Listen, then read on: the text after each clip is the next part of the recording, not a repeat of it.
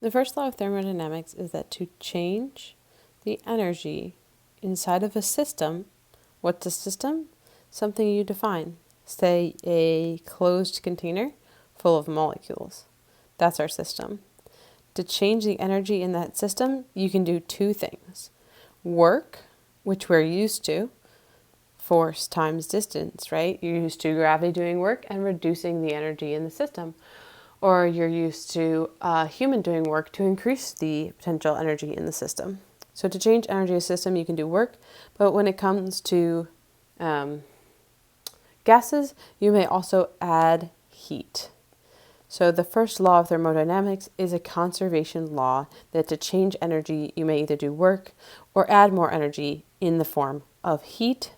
And we will work through deriving that work on a system is negative P delta V. I'll show you an example of adding work to a system to increase the U, which will increase the temperature of our system. This is a demonstration of adiabatic heating. Here I would say adiabatic heating. Adiabatic heating is the mechanism whereby diesel engines ignite their fuel.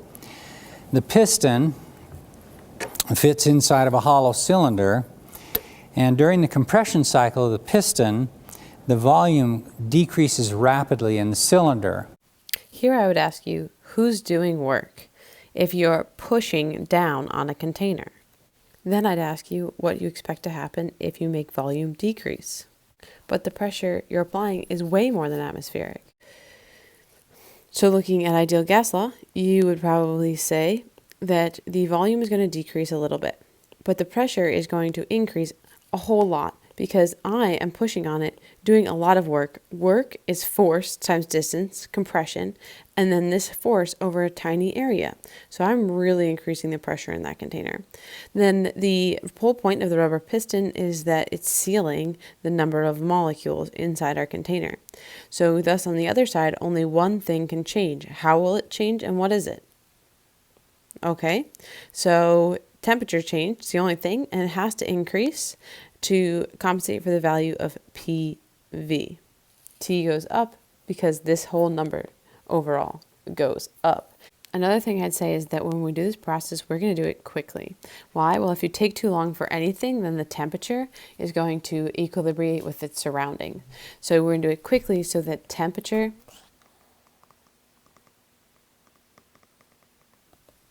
Additionally, I'd point out that in your cylinder, you see these thin walls on the side, and that those are insulating, much like a thermos, to keep what's in, and the temperature out, out. No molecules can transfer that information in the barrier. Wait, that means no heat can be transferred. So how is temperature going to increase? So the idea is what adiabatic means is there's no heat lost or heat exchanged between the interior of the cylinder and the outside world. As long as this happens quickly, then that will hold true. There won't be any heat exchanged. So what I'm going to do is put a little piece of tissue paper in here, and fast forward to you smashing the plunger, man. That was sweet. Thanks, dude. He did a great demonstration of an example of work that can be done on a process.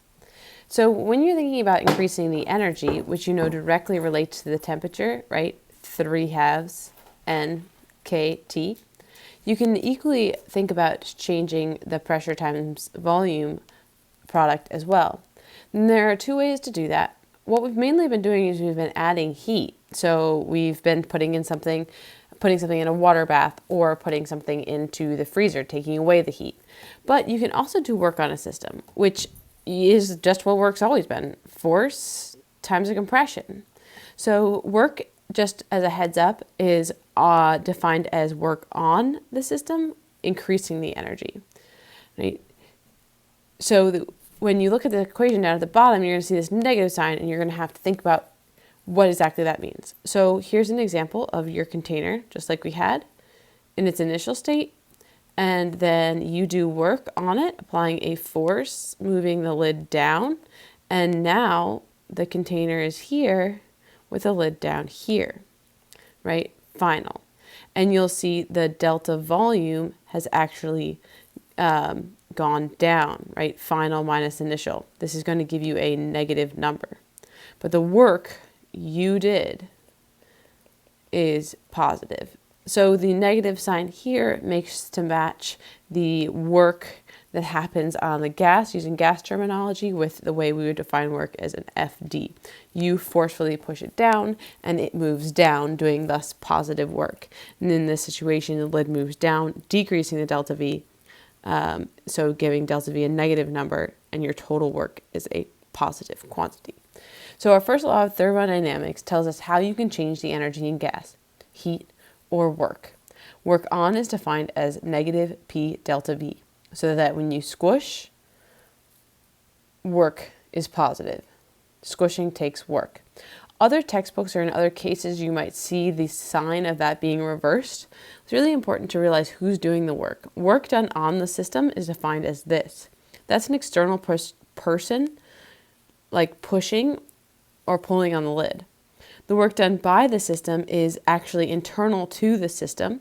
So if the system does work, it will lose energy, right? So these will have exact opposite signs.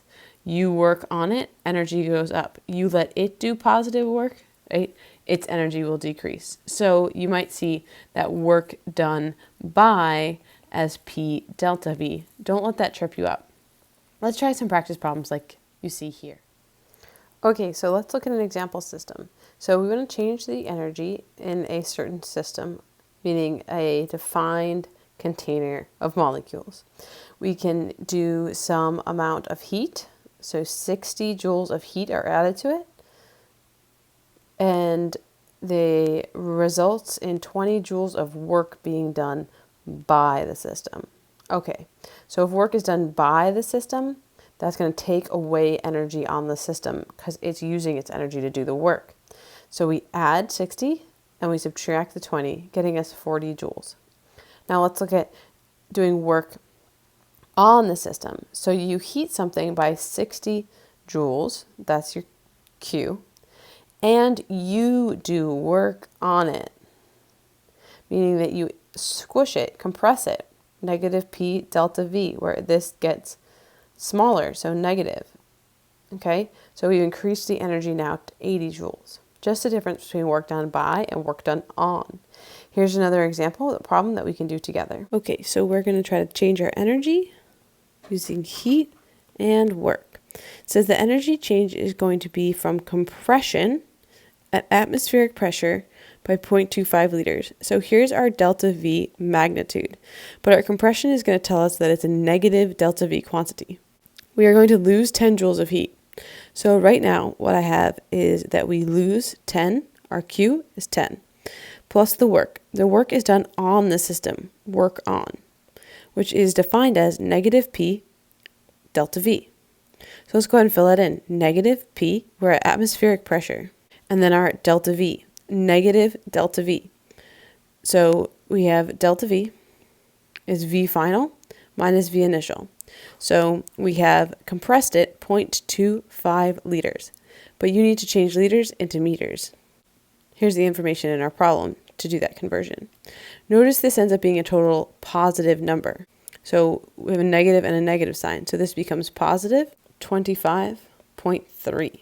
Okay, let's go back and fill it all in. So delta U is negative 10 plus 25.3, giving us 15.3 joules of energy change.